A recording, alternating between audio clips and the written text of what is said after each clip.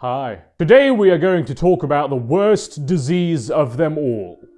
Death. Over 150,000 people die of death every day. Many of these deaths we are fighting to prevent with the power of modern medicine by defeating the diseases that caused them. But the biggest disease that causes these deaths, the one that accounts for 2/3 of it, barely sees 100 million in funding each year. I am of course referring to what people like to call old age, the biggest killer of them all. And there is no one simple way to cure it.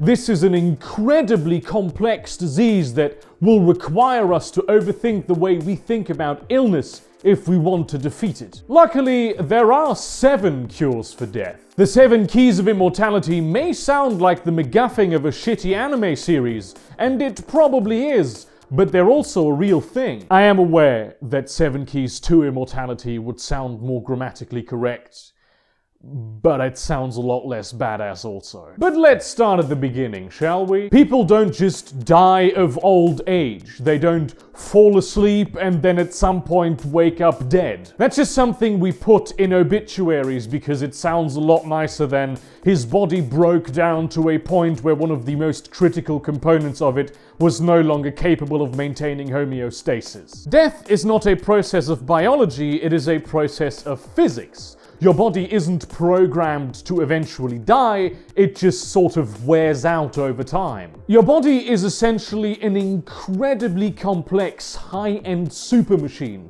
full of macro structures and nanobots. And like with any machine, wear and tear eventually gets to it. I mean, if you have a car and you drive that car around, or even if it just stands somewhere, it will eventually break down. And that is even if that car is built to last. The same is true for houses, printers, helicopters, and waifu pillows. The older a thing is, the more likely it is to break. But you can, in theory, keep any of these things going indefinitely, and people do. There's old-timer vehicles out there that are still fully functional even though they are way past their expiration date. And that is because passionate people are maintaining them. This car was built in 1884 and it still works. If one component breaks down, you replace it with a new component. And we do this with most things, even to a very limited extent, the human body. We do have stuff like artificial hips and the like that old people get implanted when their original hips just sort of give out. But let's be honest, they just prolong the inevitable and not by very much. Their main function is to relieve pain. What we should be doing instead is repairing the body from the ground up on a molecular level. The idea is to treat our meat machines with the same effort and veneration we give to our oldest cars and nicest buildings. We just keep maintaining and repairing them indefinitely. And don't start with a ship of Theseus type argument. 80-year-old you and 20-year-old you have almost no atoms in common, and they are very much a different person. That is just something that happens as you age. At the end of the day, being alive is what kills you. The wear and tear of all the processes required to keep you up and running does accumulate over time, and eventually, no matter how much you prolong it, something vital will break down. And then you die. That is really all there is to it. That is what death by old age is. The human body does have a powerful toolbox to repair damage that is done to it, but the problem is, it's just not enough.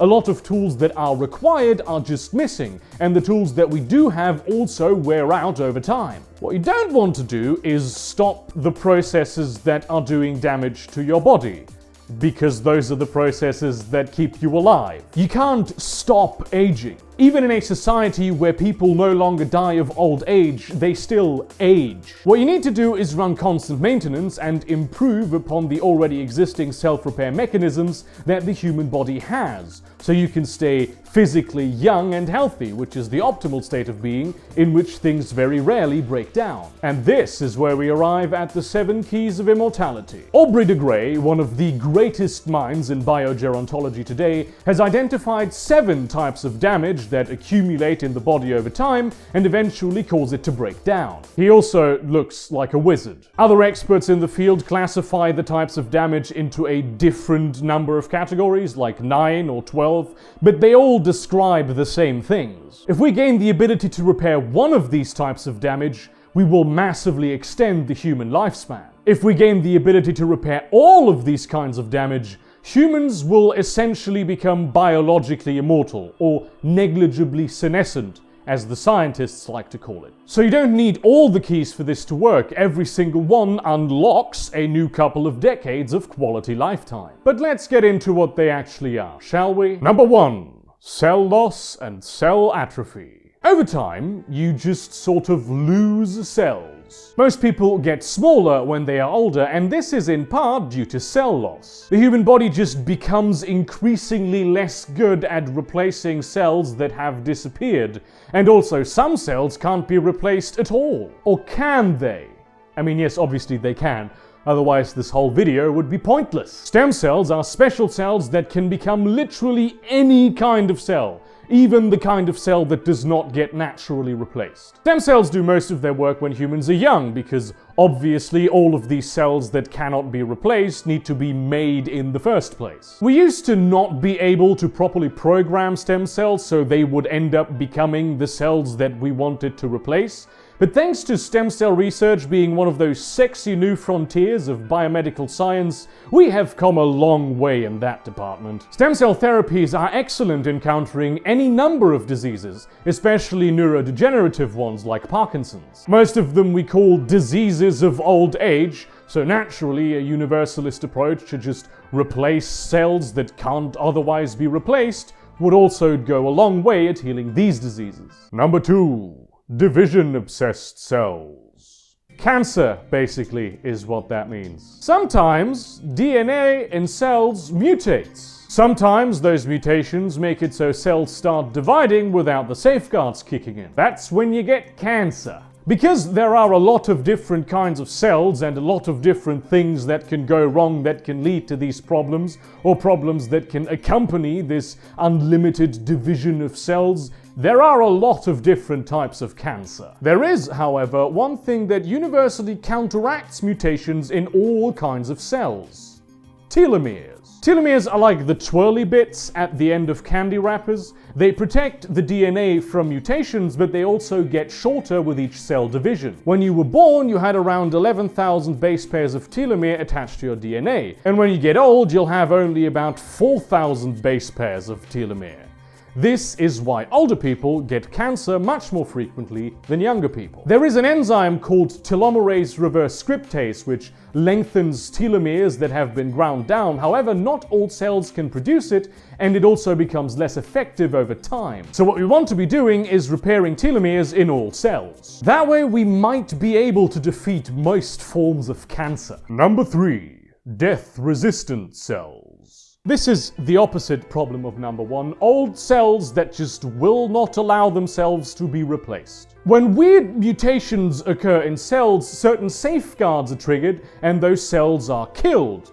And sometimes that doesn't happen, and that is also how you get cancer. This doesn't necessarily mean that they will become malignant tumors, but they certainly take space away from younger, better cells that can do the job of the old cell more effectively. Because they don't go away, they just accumulate in the body over time, and eventually cause major problems by just being in the way and doing the jobs that new cells are supposed to be doing in a much less satisfactory way. They might even counteract processes you want to be happening. Immune cells are especially susceptible to this, which is one of the reasons why your immune system becomes weaker as you get older. We could try to rejuvenate them, and eventually we actually might, but it's a lot easier to just get rid of them. We'd either have to find a way to fix and reactivate their suicide genes, which are the safeguards that sort of stopped working in the first place, or we have to train our immune systems to detect and destroy them. Number 4.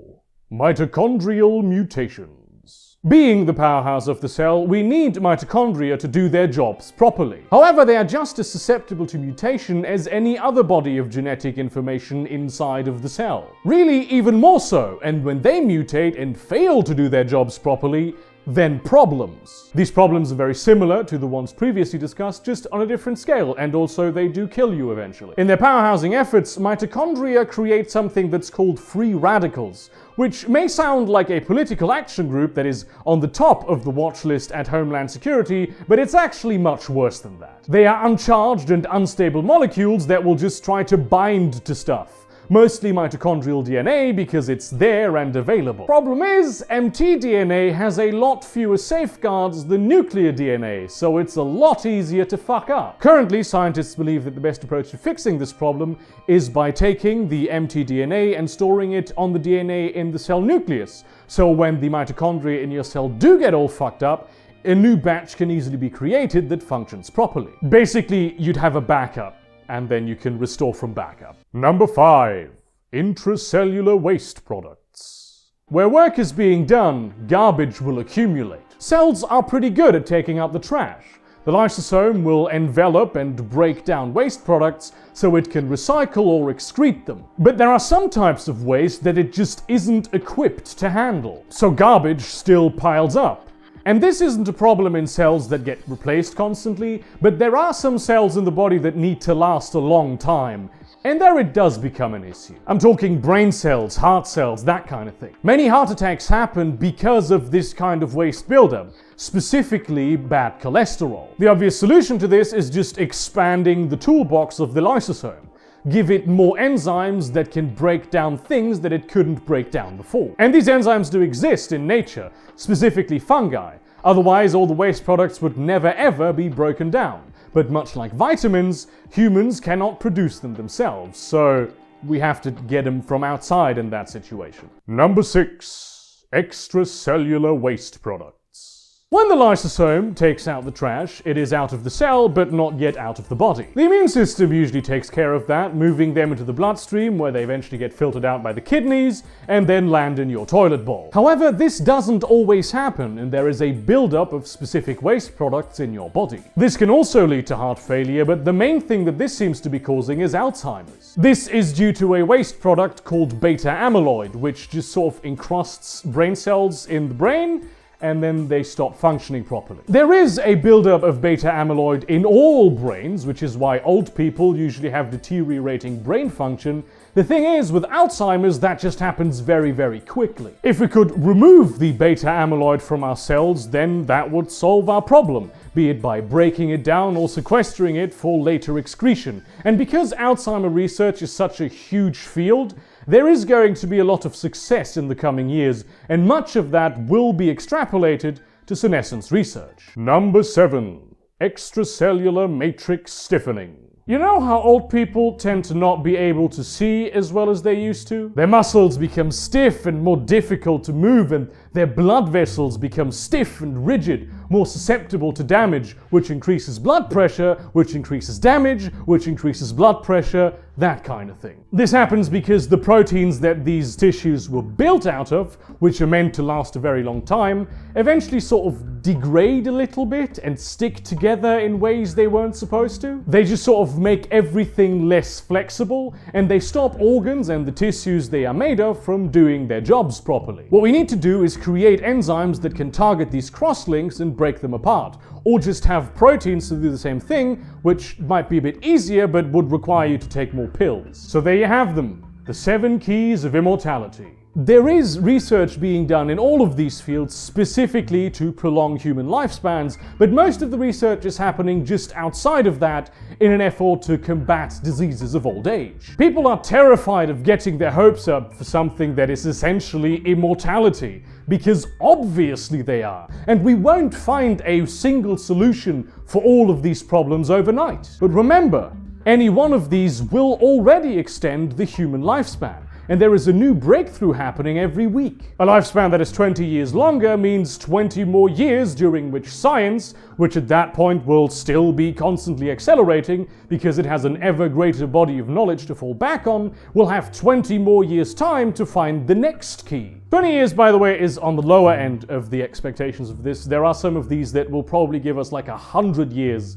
of more lifetime. The internet, neural network research, older scientists that have a lot more expertise in their specific fields, and the knowledge that yes, immortality is indeed for the first time in human history within our reach, will massively accelerate this research. And it'll also accelerate all the other fields of science. and then they will have contributions to this field of science, and this field of science will have contributions to those fields of science. It's really unpredictable, the advances that we can make. There are some alternative approaches that could circumvent the requirement of having a key, at least temporarily, until we can actually get that key. Like, for instance, you could, if your heart's giving out, grow a new heart from stem cells, have that implanted, completely new, completely great, you're good to go. There is a lot of exciting stuff in the future, and with a little luck, we might even get to see it one day. Thank you very much for watching this video. Don't forget to do all the things you do to this video, like liking, subscribing, and also sharing it with your mates and matesses. I also did another video on the philosophical and moral ramifications of immortality, which you can find probably at the end of this video, also linked in the description down below. Consider getting some of the brand new merch that I have now with 15% off until the end of next week, because it's the first 2 weeks of the merch store launch. It's very good merch. I have all kinds of stuff. Just look into the store. You'll find something you like. Consider supporting me on Patreon for amazing rewards, especially on the Discord server, which you should definitely join because it is such an amazing Discord server. In that spirit, try donating some money to the organizations that do this kind of research, or really any kind of research into diseases that might affect you in old age. And see you around, cunts.